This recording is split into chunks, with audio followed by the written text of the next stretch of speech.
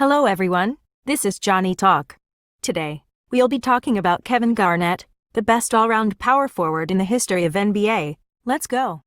Take a look through the peephole, yo, everybody's getting geek, bro. Stop the hate and let them leaks know that we turn the club into a freak show. Turn the club to a freak show. So actually, when talk about the best power forward in the history of NBA, there are quite lots of players who are worth mentioning, such as Dirk, Nowitzki, Tim Duncan, Charles Barkley, Karl, Malone, etc. But in my heart, Kevin Garnett is my favorite power forward. I really appreciate his passionate personality on the court, and the most important thing is that he changed the playing style of NBA. So let's get to know Kevin Garnett, the best all-round power forward of all time. Kevin Garnett was drafted with the 5th overall pick in the 1995 NBA draft by the Minnesota Timberwolves. He's 6 feet 11 tall, weight 240 pounds. What we need to know is that Minnesota Timberwolves was founded in the 1989 to 1990 season, so it was still a very young team. As Kobe Bryant, the legend of the Lakers, Kevin Garnett joined the NBA as a high school student, and he has never been to college basketball. Kevin Garnett initially came off the bench in the first 40 games of his rookie season. At that time, there were Tom Gugliotta and Christian Laettner in the restricted area of T-Wolves, so there's no problem for Kevin Garnett to come off the bench. What we need to notice is that Flip Saunders, the mentor of Kevin Garnett, became head coach in this season.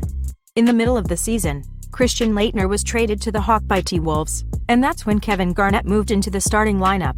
We need to pay attention to the fact that Kevin Garnett only had the average of 28.7 minutes per game on the court in his rookie year, but he managed to have the average of 10.4 scores, 6.3 rebounds, 1.8 assists, 1.6 blocks and 1.1 steals per game, which was a super almighty data. But he wasn't the NBA Rookie of the Year at that year. The NBA Rookie of the Year of the 1995 to 1996 season is Damon Stoudemire. He had the average of 19 scores per game. But Kevin Garnett successfully got selected into the NBA All-Rookie second team. In the summer of 1996, T-Wolves made a trade with Milwaukee Bucks Stephon Marbury, who claimed to be the best point guard. In this season, Stephon Marbury, Tom Gugliotta, Kevin Garnett, the trio of the T-Wolves finally brought the team to their first ever playoffs.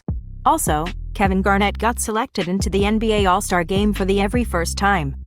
Even though in the first round of the playoffs, they were swept by the Houston Rockets in 3 straight games, this trio already made all the T-Wolves fans very confident in the future. In the 1997 to 1998 season, the best scorer in the team was still Tom Gugliotta, but he only played 41 games. Kevin Garnett got selected twice into the NBA All-Star Game in a row. T-Wolves ending the season with 45 wins and 37 losses and got into the playoffs. But in the first round of the playoffs they got defeated by Seattle Supersonics with the record of 2-3.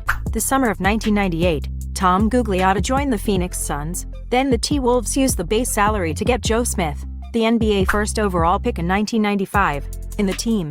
Back then, the general manager of T-Wolves, Kevin McHale, made a deal with Joe Smith in private, which let the former commissioner, David Stern, executed a serious punishment to the T-Wolves, including a fine and no right to pick in the first round for the next 5 years. Eventually they got the right in 2003 and 2005.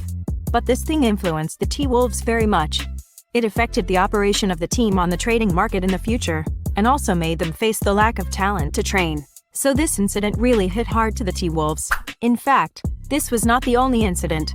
During the season, Stephon Marbury asked to be transferred, so T-Wolves sent him to Brooklyn Nets, which means that the trio of T-Wolves not only got Kevin Garnett left, but in the 1998 to 1999 season, Kevin Garnett had his first ever triple-double, and also the average of 4.3 assists, 1.8 blocks and 1.7 steals per game. In the end of the season, Kevin Garnett got selected into the All-NBA team for the first time. About the playoffs, T-Wolves lost to the champion of that year, San Antonio Spurs, in the first round. The 1999 to 2000 season, Kevin Garnett hit the 2-0-1-0-5 mark for the first time in his career, which led him to the second place in the MVP vote. The one before him was Shaquille O'Neal, the most violent center in the history. Even though Kevin Garnett didn't get the MVP, but he did get selected into the All-NBA First Team and the All-NBA Defensive First Team from the 1999 to 2000 season to the 2004 to 2005 season. Kevin Garnett hit the 2-0-1-0-5 mark for 6 seasons in a row, which broke the record of Larry Bird. Once before, Larry Bird had this data for 5 seasons in a row, but this time for Kevin Garnett, it was 6, which is very impressive. In the 2002 to 2003 season, Kevin Garnett hit the second place on the MVP vote. This year, the man who stood in front of him was Tim Duncan, the man who has a total different personality than him. Even though Kevin Garnett had a very outstanding data each year, and had lots of glories, but T-Wolves had never the chance to get to the second round in the playoffs. Starting from 2000, they lost to Portland Trail Blazers, San Antonio Spurs, Dallas Mavericks and Los Angeles Lakers. So for the fans, it did left a pain in their hearts. But what's more troublesome is that the team couldn't have any operation, so T-Wolves really paid a huge price due to the Joe Smith incident. The summer of 2004 was really an important timing for the T-Wolves. Latrell Sprewell, who once led the Knicks to be the first number 8 seed to reach the NBA Finals, and Sam Cassell, who had won 3 times champion in his career, all joined the T-Wolves. These 3 did just help the team got their best record, 58 wins, but also reached the championship in the Western Conference. In the end, they lost to the Lakers by the record of 2-4. What we need to know is that this playoffs is the farthest Kevin Garnett had been with the T-Wolves. This season, Kevin Garnett had the outstanding average of 24.2 scores, 13.9 rebounds, 5 assists, 2.2 blocks and 1.5 steals. And this also helped him to get the first ever MVP of his career.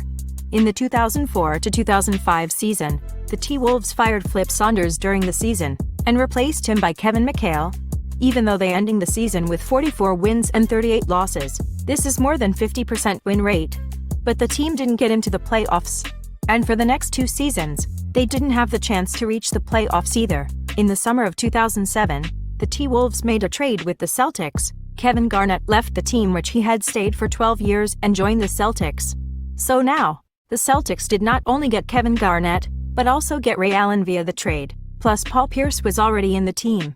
The combination of these 3 big stars shocked the entire NBA at that time. In the 2007 to 2008 season, the Celtics got their best record, 66 wins and 16 losses, and successfully got the champion at that year. For the Celtics, this time was the first champion after 1996, and for Kevin Garnett, it was his very first time. To be fair, not only the Celtics fans were happy about it, but lots of the T-Wolves fans were happy for Kevin Garnett. After all, what he did for the T-Wolves really meant a lot. We can also say that, at that time, lots of T-Wolves fans were hoping that Kevin Garnett could help the team to get a champion. What's interesting is that, during the season, Kevin Garnett's former teammate in the T-Wolves, Sam Cassell, also joined the Celtics and got his 3rd champion. Also, Kevin Garnett won the honor of Defensive Player of Year for the first and the only time in this season. During the 2008 to 2009 season, Kevin Garnett got injured. He only played 57 games throughout the whole season, and he didn't even get to play the playoffs.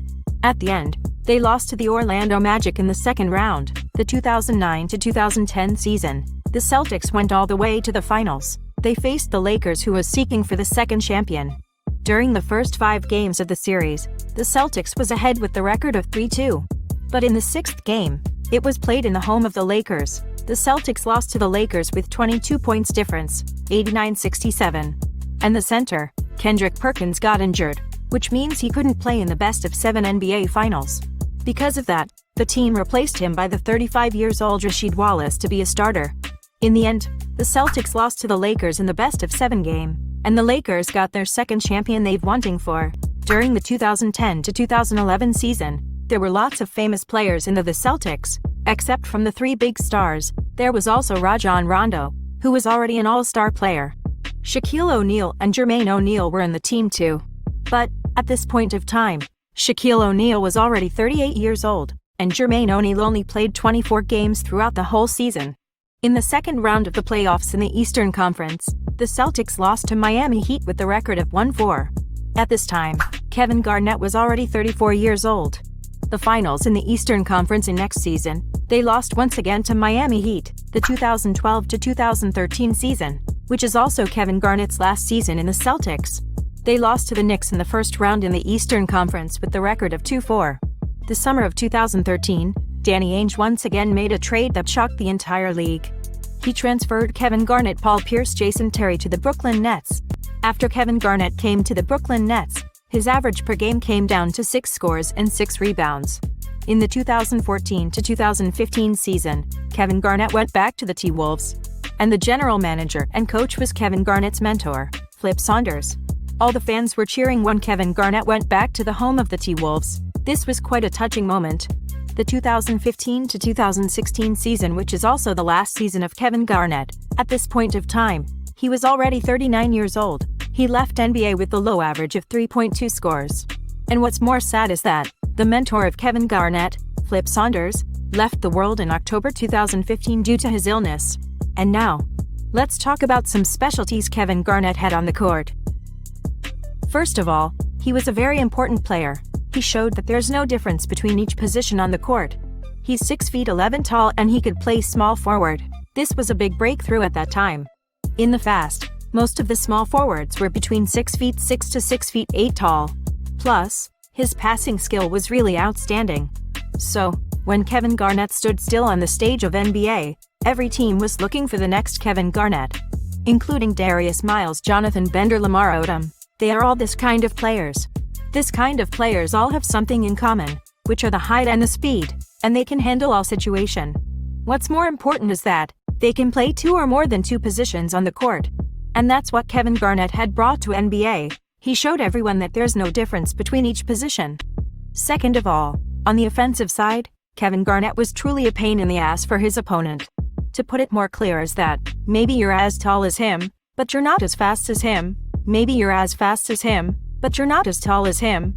Plus, he had his defense skill is quite diverse, whether facing the hoop or not, even at the perimeter. He handled it so well. The most important thing is that he was really good at passing the ball. This is also very different from all the power forwards in the fast. Third of all, Kevin Garnett is also good at the defensive side. He got selected into All-NBA defensive second team for 12 times. Plus, he has total 1,859 steals and 2,037 blocks in his career, which are all on the top 20 list in the league. Especially the 1,859 steals. Don't forget that he's 6'11" tall. This shows that he did have a good work on the defensive part and also have a good flexibility.